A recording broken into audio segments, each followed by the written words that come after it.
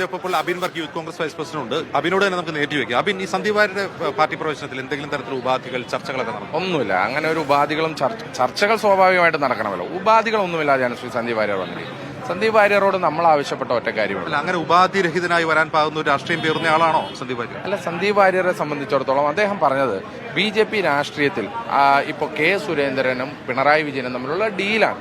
ആ ഡീലിന്റെ ഒരു ഇര കൂടിയാണ് സന്ദീപ് വാര്യർ. അപ്പൊ അദ്ദേഹം അത് വ്യക്തമാക്കി കഴിഞ്ഞു. രണ്ട്, അദ്ദേഹം പറഞ്ഞ തുടർച്ചയായ വർഗീയത പ്രചരിപ്പിക്കുവാൻ അദ്ദേഹത്തെ ഇൻസിസ്റ്റ് ചെയ്യുകയാണ് BJP രാഷ്ട്രീയം.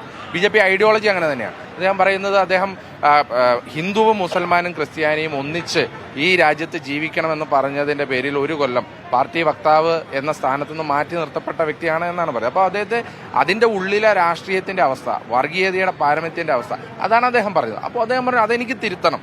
കോൺഗ്രസ് രാഷ്ട്രീയമാണ്, അല്ലെങ്കിൽ രാഹുൽ ഗാന്ധി മുന്നോട്ട് വെച്ച വെറുപ്പിന്റെ കമ്പോളത്തിൽ സ്നേഹത്തിന്റെ കട തുറക്കുക എന്ന മുദ്രാവാക്യം, ആ സ്നേഹത്തിന്റെ രാഷ്ട്രീയത്തിനാണ് ഈ രാജ്യത്ത് പ്രസക്തി എന്നും കോൺഗ്രസ് ആണ് ഇന്ത്യയുടെ രാഷ്ട്രീയമെന്ന് അദ്ദേഹം തിരിച്ചറിഞ്ഞു. ആ തിരിച്ചറിവിനെ നമ്മൾ സ്വാഗതം ചെയ്യുന്നു. അത് തന്നെ ഒരു ആശയപരമായ ഒരു വ്യക്തത വരുത്തുന്നതാണ്. കാരണം അദ്ദേഹം ഒരു തെറ്റായ പാതയിലാണ് നടന്നത്, അതൊരു നേരായ പാതയിലേക്ക് വരണം, അത് കോൺഗ്രസ് പ്രത്യയശാസ്ത്രമാണ് ശരി എന്നൊരു വ്യക്തി പറഞ്ഞാൽ നമ്മൾ അതിനെ സുസ്വാഗതം ചെയ്യും. ഈ കെ മുരളീധരനോട് മുമ്പ് അദ്ദേഹം CPM-മായി ചർച്ചകൾ നടത്തുന്നുണ്ടെന്ന് ചോദിച്ചപ്പോൾ കെ മുരളീധരൻ ചോദിച്ചപ്പോൾ എന്തിനാണ് അദ്ദേഹം കോൺഗ്രസിലേക്ക് വരുന്നത്, ഞങ്ങളെ ശല്യം ചെയ്യുന്നതെന്നാണ് മുരളീധരൻ പറഞ്ഞത്. ഇല്ല, അങ്ങനെയല്ല.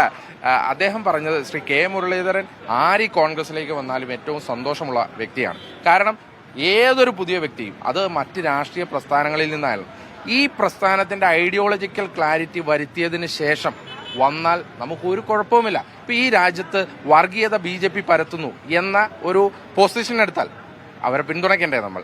രണ്ട്, ഈ രാജ്യത്ത് രാഹുൽ ഗാന്ധിയുടെ മുദ്രാവാക്യമാണ് അതിനകത്ത് ഏറ്റവും പ്രസക്തമായത് എന്ന് പറഞ്ഞാൽ നമ്മൾ പിന്തുണയ്ക്കേണ്ടതിനെ.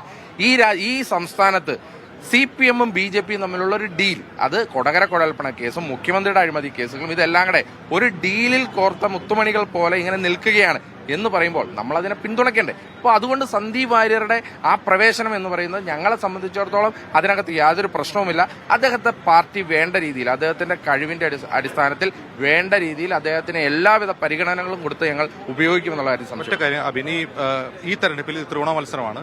BJP വിരുദ്ധ സെക്യുലർ വോട്ടുകൾ UDF-ന് കിട്ടുമെന്നാണ് നിങ്ങളുടെ പ്രതീക്ഷ?